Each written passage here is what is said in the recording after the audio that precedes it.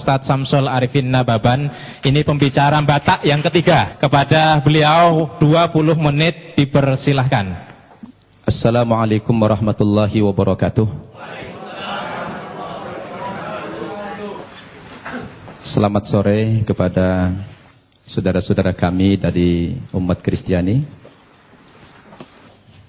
Alhamdulillah, wassalatu wassalamu ala rasulillah wa ala alihi wa sahbihi wa mawalah, amma ba'd. Yang kita hormati saudara kita, pembicara dari umat Kristiani, Bapak Pendeta Luga Tambunan, dan juga Bapak Pendeta Johannes Tampu Bolon. Juga yang kita hormati pembicara dari pihak Muslim, Ustadz Haji Insan LS Mokoginta. Bapak-bapak, ibu-ibu, para hadirin dan pendengar yang saya muliakan. Pertama sekali, saya secara pribadi sangat mengapresiasi acara dialog yang semacam ini, yang menurut hemat saya kegiatan dialog ini sudah lama sekali tidak pernah dibudayakan oleh masyarakat kita, dialog lintas agama. Dan mudah-mudahan kita yang menghidupkan kembali tradisi ini untuk kemudian diikuti oleh generasi kita yang lain. Al-Quran sendiri memang memerintahkan kepada umat Islam untuk senantiasa membudayakan dialog.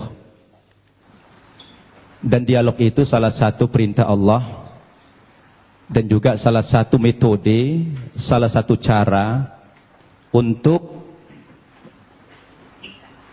menyampaikan misi-misi kita. Al-Quran sendiri yang berjumlah 6.236 ayat kurang lebih, hampir sepertiga berbicara tentang dialog. Apakah itu dialog Allah dengan malaikat, dialog Allah dengan para nabi, dialog nabi dengan para orang tua dan anaknya, dialog Nabi dengan umatnya, itu banyak kita jumpai dalam Al-Quran. Nah, salah satu dialog yang dianjurkan dalam Al-Quran ini adalah kita berdialog dengan saudara-saudara kita yang non-Muslim.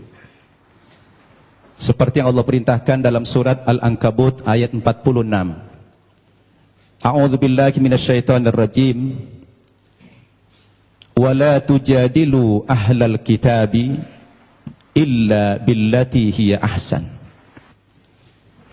Janganlah kamu berdebat dengan orang-orang Yahudi dan Nasrani atau orang ahli kitab, terkecuali dengan cara yang terbaik, bukan baik. Al-Quran memerintahkan bukan baik, tetapi harus dengan cara yang terbaik. Kalau sudah terbaik ini dalam segala aspek, pilihan materinya, maudhu yang dibicarakan, susunan katanya, bahasanya, dan lain sebagainya. Karena dialog ini adalah salah satu cara kita untuk menyampaikan kebenaran. Demikian juga dalam surat An-Nahl ayat 125. Allah mengatakan, A'udzubillahi minasyaitonir rajim. Ud'u ila sabili rabbika bil hikmah wal mau'izatil hasanah wajadilhum billati hiya ahsan. Ajaklah manusia itu ke jalan Tuhanmu, kepada kebenaran, kepada Islam. Dengan cara apa kita mengajak mereka? Yang pertama kata Allah, bil hikmah, dengan penuh kebijaksanaan. Yang kedua, dengan memberikan nasihat-nasihat dan pelajaran-pelajaran yang berguna, yang bermanfaat, yang mudah dicerna. Dan yang ketiga, kepada orang yang berbeda keyakinan dengan kamu, kata Allah, wajadilhum billati hiya ahsan. Berdialog atau berdebat dengan mereka, tetapi dengan cara yang terbaik, kata Allah. Jadi dialog itu sebetulnya dalam Islam, Pak Tambunan, Pak Tampu Bolon, merupakan perintah agama yang harus dibudayakan. Bahkan Allah sendiri ketika hendak menciptakan manusia ini, dialog dulu dengan malaikat. Nah, Allah itu dialog dengan malaikat. Karena cara-cara dialog itu adalah cara yang paling efektif. Oleh karena itu saya melalui mimbar ini, melalui forum ini mengingatkan kita semua, memang dialog itu tujuannya bukan mencari menang kalah. Ya, dialog itu bukan mencari kemenangan atau kekalahan. Tetapi dialog itu sebuah sarana kita untuk menyampaikan kebenaran, untuk dakwah. Itu makanya dakwah dalam pandangan agama Islam, Pak Tambunan, dakwah itu tujuannya adalah mengajak. Begitu juga Pak Tampu Bolon ceramah. Saya tadi membayangkan Bapak berdua ini mempresentasikan materinya dengan hujjah, dengan dalil-dalil yang jelas. Justru malah terbalik, yang paling banyak bicara Alkitab malah Pak Insan dari Muslim.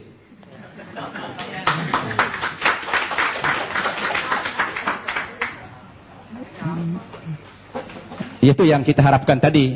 Saya pun pengen tahu banyak, tapi sudah terlanjur beliau tadi mempresentasikan dengan gaya retorika, gaya ceramah, ya apa boleh buat ya. Saya tadi berharap dialog ini dengan cara-cara yang ilmiah, tidak dengan ceramah, tapi menggunakan dalil. Ada dua dalil yang bisa kita pakai. Pertama, dalil nakli, teks atau konsep. Yang kedua, dalil akli, akal atau logik. Dua hal ini bisa menangkap kebenaran yang sedang kita diskusikan hari ini, yang mengambil tema siapa itu Yesus, Tuhan atau Nabi. Baik Bapak Ibu yang saya muliakan, agar tidak terkesan mengulang materi yang sudah disampaikan pembicara terdahulu, saya akan masuk kepada materi yang lain dengan tema yang sama. Sebetulnya kepada saudaraku umat Kristiani, ketika kita bicara Yesus dalam bahasa Alkitab, Isa dalam bahasa Al-Quran, itu hanya perbedaan bahasa saja. Kedudukan Nabi Isa atau Yesus dalam Islam itu sangat terhormat, sangat mulia sekali. Bahkan kami bukan sekedar menghormati atau memuliakan Nabi Isa, tetapi Nabi Isa itu menjadi salah satu rukun iman kami, yang kami tidak sah menjadi seorang muslim apabila mengingkari kerasulan Nabi Isa itu. Tetapi memang kedudukannya dalam Islam, Nabi Isa itu adalah seorang nabi, seorang utusan Tuhan, bukan sebagai Tuhan, bukan pula sebagai anak Tuhan, seperti yang diimani oleh saudara kita umat Kristiani. Berdasarkan dalil yang begitu banyak, baik dengan pendekatan Al-Quran maupun pendekatan Alkitab. Saya ulangi, umat Islam wajib beriman kepada Yesus.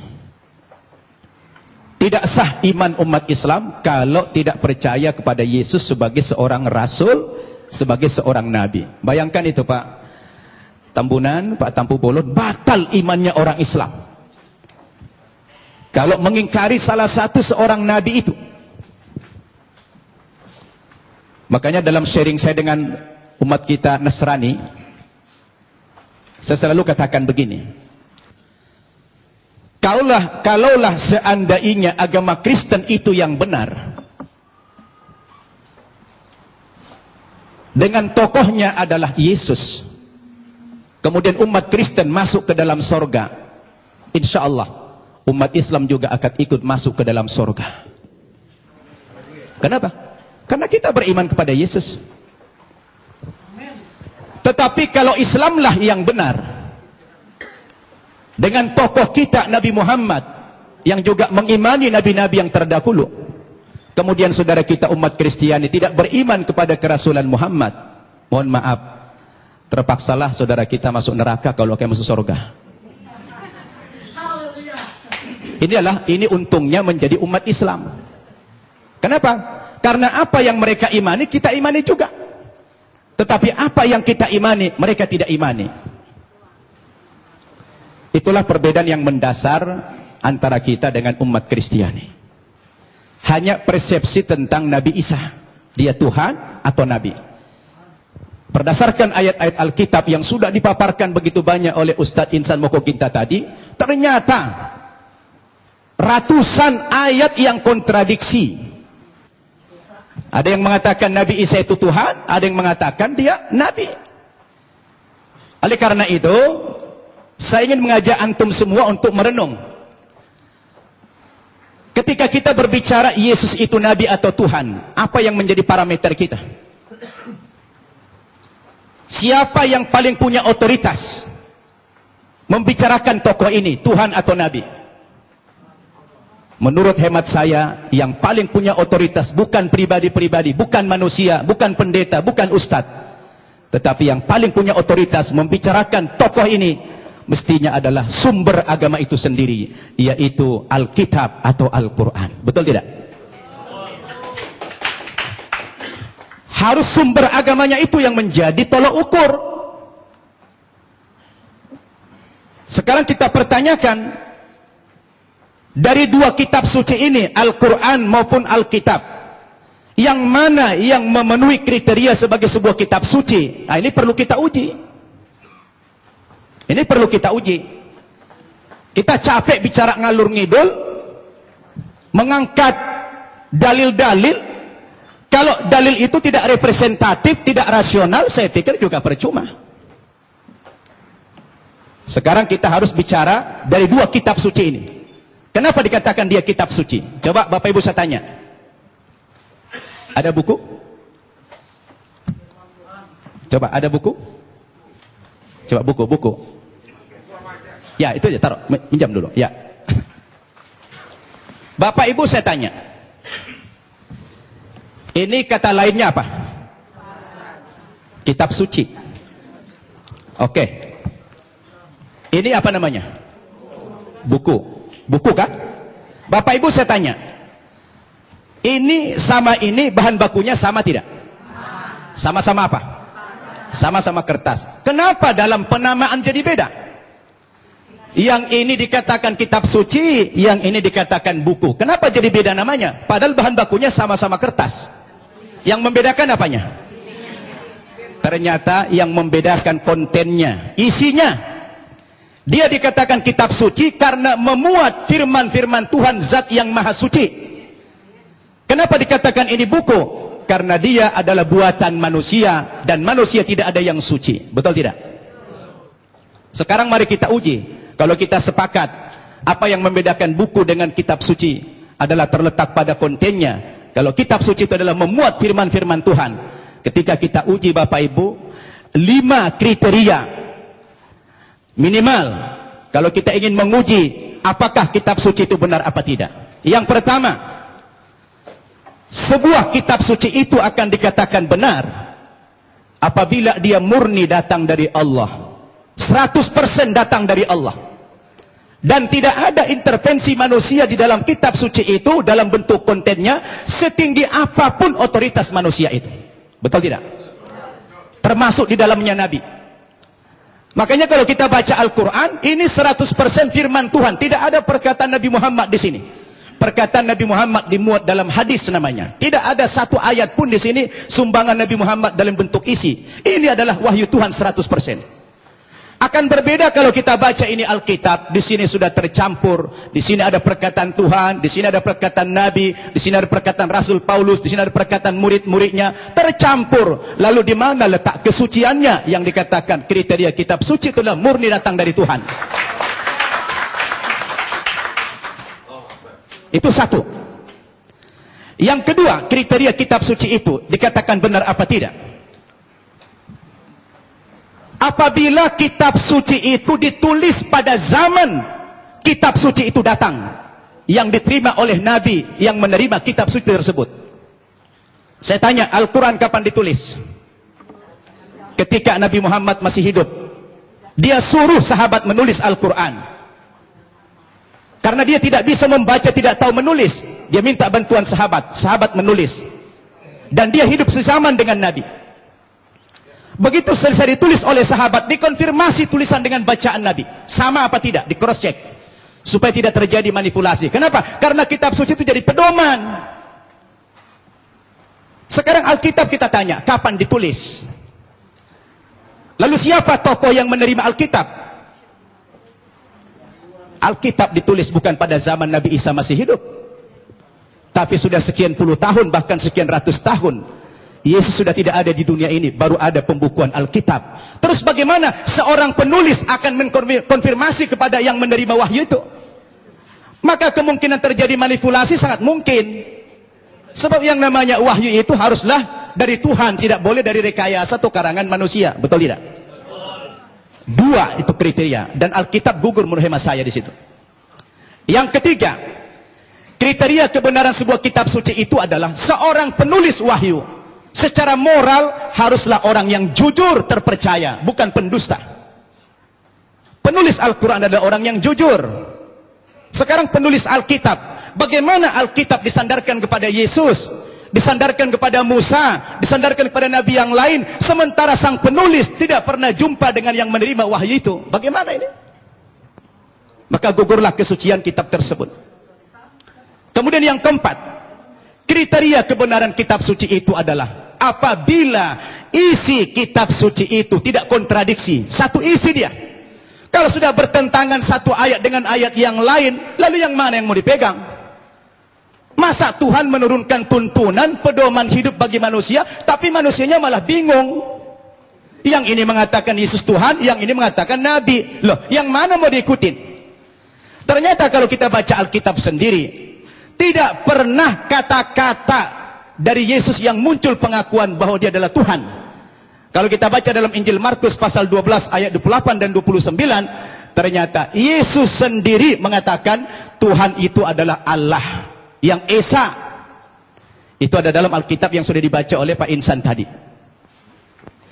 Lalu siapa yang mengatakan Yesus Tuhan? Itu Paulus ternyata. Yang mengatakan dia Tuhan itu Paulus, bukan Yesus. Semestinya Yesuslah yang lebih berhak mengatakan kalau dia Tuhan.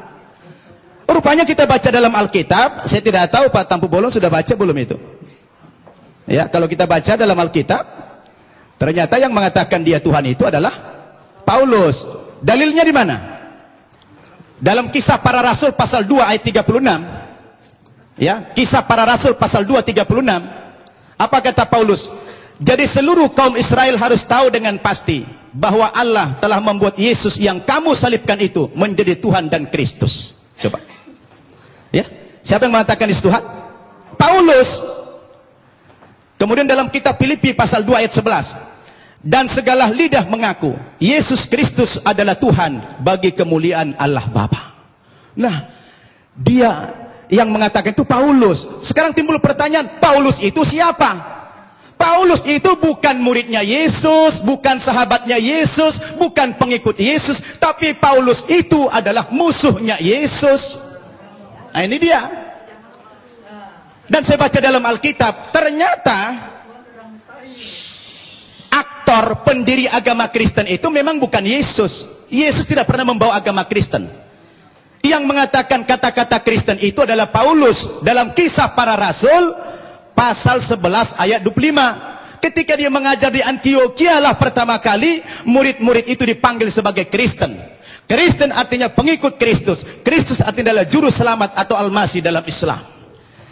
Jadi Bapak Ibu yang saya muliakan, ini yang perlu kita jadikan sebagai alat ukur apakah Yesus Tuhan atau tidak. Kalau sudah kembali kepada Alkitab, saya pikir jelas semuanya. Maka kembali kepada kriteria yang tadi. Apa kriteria kebenaran sebuah kitab suci itu? Terakhir.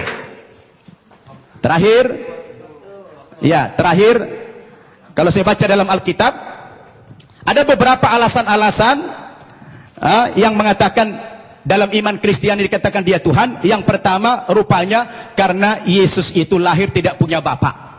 Karena ajaib dia lahir sehingga dianggap Tuhan.